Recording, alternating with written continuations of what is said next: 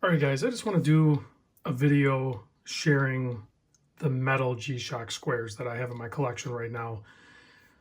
Metal as in I have a couple titanium and then I have the stainless models. Now I've owned a bunch of the other colorways of the steel ones, but these three are my current favorites, subject to change. Of course, G-Shock is definitely, I don't want to say exploiting, but they're getting as much mileage as they can out of the square, craze right now. It's always kind of been there since 1983 when they released the G-Shock line, and the square has never really went away. I'm sure the sales have, went up and down, but I think currently they have a serious hit on their hand with all the metal variants.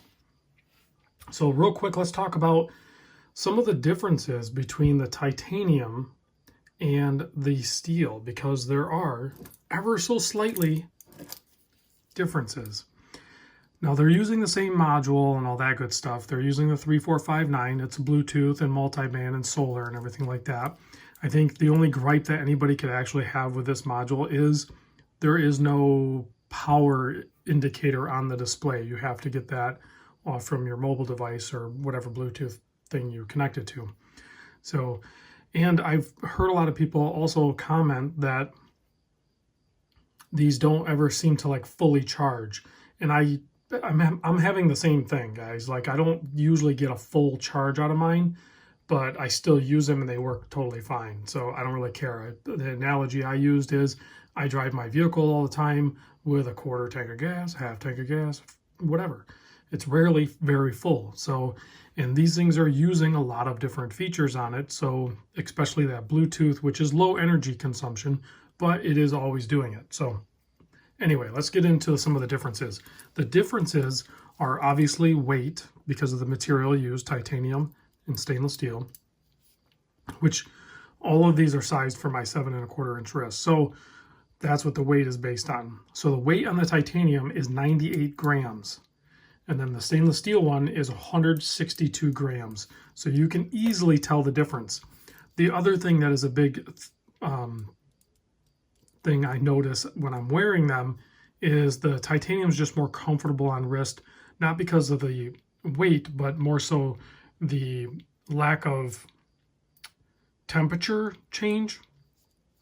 So titanium doesn't really respond to heat and cold like a stainless steel will.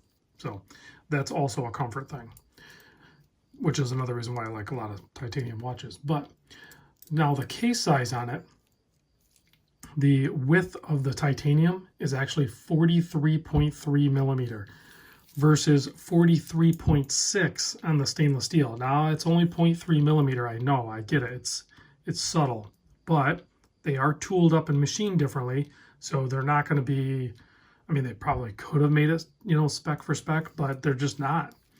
The lug to lug. Now I measured from this very tip, the farthest angle of each watch, and the titanium one is 49.6 and the stainless steel one is 49.4.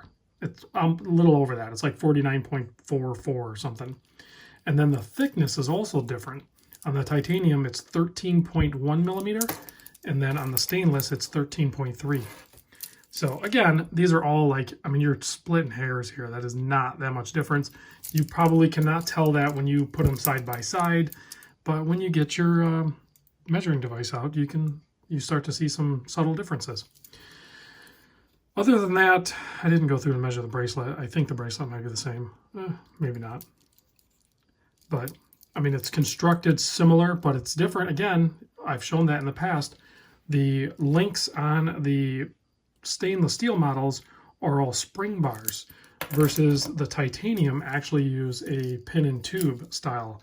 And I've shown that in my videos in the past. And they actually put little arrows on the back side, as you can see there, indicating which way you're to push that pin out.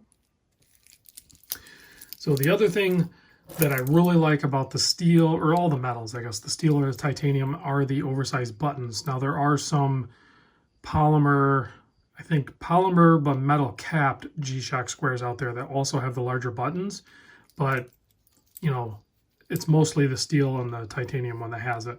They're so much easier to use.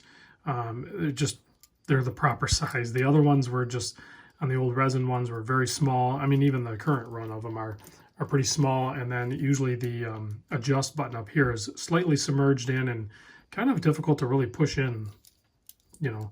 And then there's some variants where it's not as submerged in. It's really bizarre. But I just really wanted to go through these real quick and show them to you guys. You know, cost-wise, current as the time of this video being released, because the retail price just went up on, I think, a lot of these. But the retail price on these titanium models are both $1,700 as of right now. Now, there is I guess it's rumor, but it's kind of confirmed that there are going to be some more titanium models coming out. And I'm hearing that they're going to be the camo pattern that's on this, but with like a different colorway. Instead of being like this colorway, it'll be similar pattern, but different colorway. So I'm interested to see what those look like. Maybe they'll do like a bluish one or a greenish one or something. It'll be fun. I don't know that I'm going to be able to spring for it. It was already kind of a stretch for me to buy these. I didn't pay retail. I don't pay retail on pretty much all of my watches, as most of you guys probably don't either. So I'm not going to talk about what prices you should pay. That is always going to deviate in the market depending on supply and demand. Because like right now, these titaniums, they're kind of slowly selling out.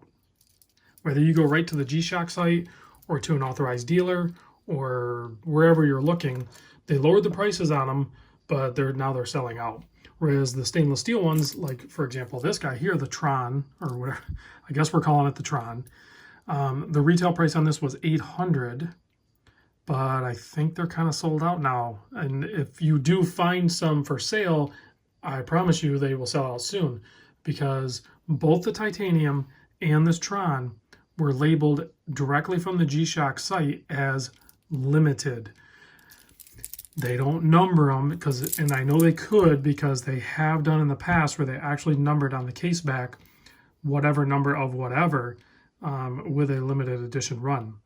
So I think I read somewhere, and if you guys know, please chime in, but I think this number here is the serial number, and I think somebody was telling me that the last digits, in this case the last 3 digits or 4 digits, 322 is the number of this, which would kind of make sense, but I'd really want to see some sort of confirmation. So if you have one of these, flip it over, let me know what number you have. If you have a Tron, this one says number 322, what number do you have? Is that a way to determine, you know, at least what number yours is? It's not going to necessarily tell you how many there are, but we collectively could potentially figure that out. Whereas this one, I don't know what the serial number one is. Yeah, I don't know. I could be wrong. So let me throw a few of these on wrist real quick. I don't want to go too long on this video, but like I said, these are currently the 5 metal ones that I like. I just recently got this full black steel one, and I gotta say it's very fun. It's cool. I wear it like on the days, well, like I said, I just recently got it, but I can see myself wearing it on the days that I want a little bit of heft on my wrist. I want some weight, so I want to feel that 162 grams, but it's still kind of all black. Even though there's some shine to it, it looks just like a regular Gshock square. It's not standout-ish like the gold bling master here.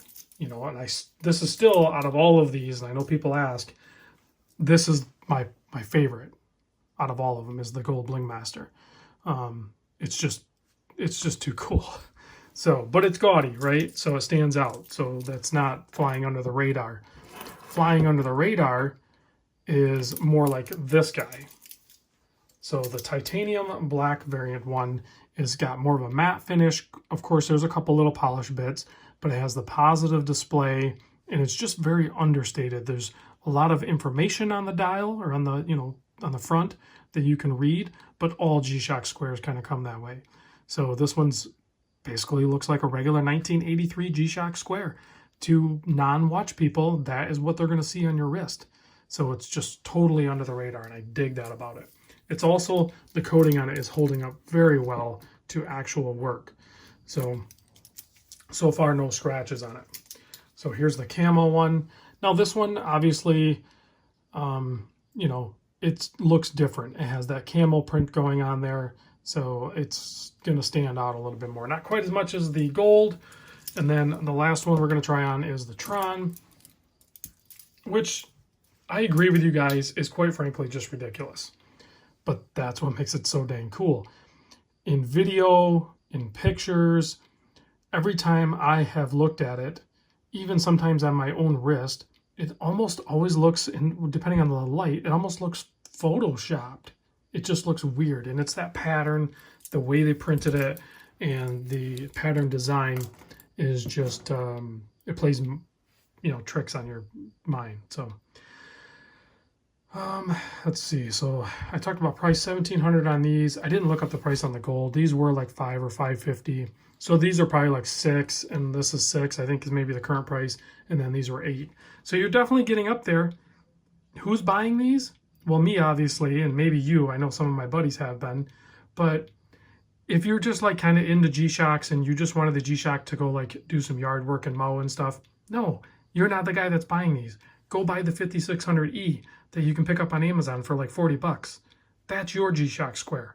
And you can stop there. You don't have to buy any more. But if you're a G-Shock fanatic, like I apparently am, then that's who's buying these. And maybe a few other people. I don't know. But they're cool nonetheless. I like sharing them with you. I love wearing them.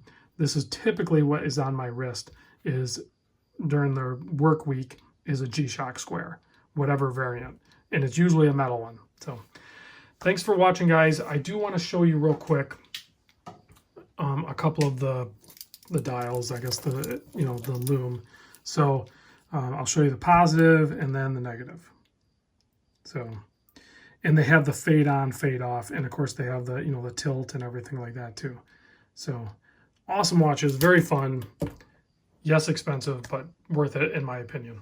Thanks for watching, guys. I'll see you on the next vid.